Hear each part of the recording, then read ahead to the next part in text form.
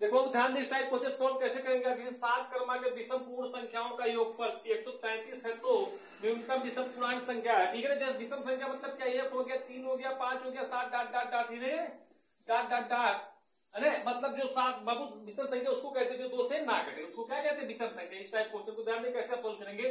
जैसे दिया योगफल, यानी योगफल दिया 135, अरे यहाँ रखेंगे बाबू। ठीक है, उसके बाद दिया चाहे 7 क्रमांक दिया, चाहे 8, चाहे 9, चाहे 10, है हमेशा आप नीचे रखेंगे। ठीक है ना, ये काट लो 7 के साथ, 7 के साथ बचा कितना, 6 है। यहाँ 63, 7 नवा 63, जो बाबू निकला वो 19 जो निकला वो बीच वाली संख्या हमेशा निकलेगी। ठीक है ना, संख्या कितना बना, 7 संख्या बनाना। ठीक है ना, यहाँ जोड़ेंगे 19 में 2 जोड़ेंगे कितना हो जाएगा, 19 में 2 जोड़ेंगे अभी 21। ठीक है ना, 19 में 2 घटाएंगे कितना हो गया, 17।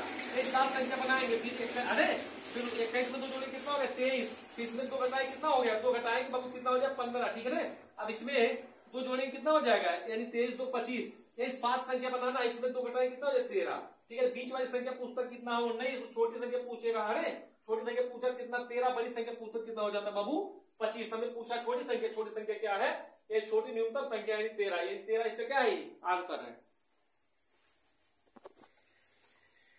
देखो ध्यान दें, इससे पहले विषम वाली संख्या कराए थे, अब सम वाली संख्या देख लो। ठीक है, जैसे यदि 7 क्रमिक सम पूर्णांकों का योग 140 है तो इनमें से सबसे बड़ा है सम पूर्णांक क्या होगा।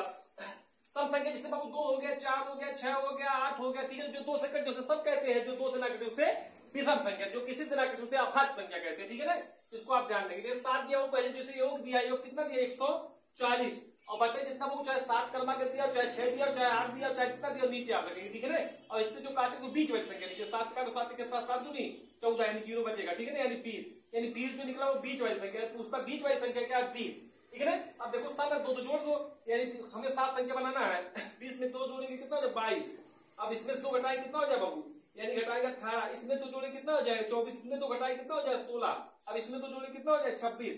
अब इसमें 2 घटाएंगे कितना हो गया, 14। ठीक है ना, हमें 7 संख्या बनाना, 3 इधर हो गया, 3 इधर। ठीक है ना, और बीच वाली संख्या बाबू 20 है। ठीक है, पूछा सबसे बड़ा सम पूर्णांक क्या है, 36 है। पूछता छोटी संख्या क्या हो जाती, तो 14 हो जाता। ठीक है, बीच वाली संख्या पूछता क्या हो जाता, यानी 20। यानी पूछा बड़ी संख्या क्या होगी, सम संख्या, यानी सम संख्या बड़ी संख्या क्या बाबू 26 है।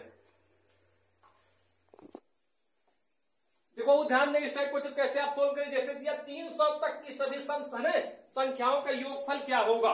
जैसे 300 दिया बहुत, जैसे हमेशा ध्यान देंगे कोई संख्या हो, ठीक है, उसका आधा सम होता है, आधा विषम। जैसे 100 है, 100 में वो 50 क्या, 50 सम है और 50 क्या विषम। वैसे 300 में बाबू क्या है, यानी 300 में बाबू आधा 2 से काट लिया तो ऐसे समझ लो। ठीक है ना, 300 में आधा क्या, 150 क्या बाबू सम है, और 150 क्या विषम, यानी 150 150 जो 300 होगा। ठीक है ना, या तो 2 से आप काट लेंगे तब भी पता चल जाएगा। ठीक है, 300 में बाबू सम कितनी है, यानी 150। ठीक है ना, यानी बाबू ध्यान दें, इसका फार्मूला तो सम निकालने की संख्या n है, पर एकड़ में n + 1 निकालने के सम संख्या में निकल जाएगी। ठीक है, जैसे n मतलब क्या मानेंगे, 150, और पर एकड़ में मानेंगे 150 + 1 जोड़ लेंगे। ठीक है, 150 में जोड़ेंगे कितना हो जाए, 151 गुणे पर एकड़ गुणा 150, तो गुणा कर लो, जो गुणा करने पाएगा वही क्या होगा, आंसर।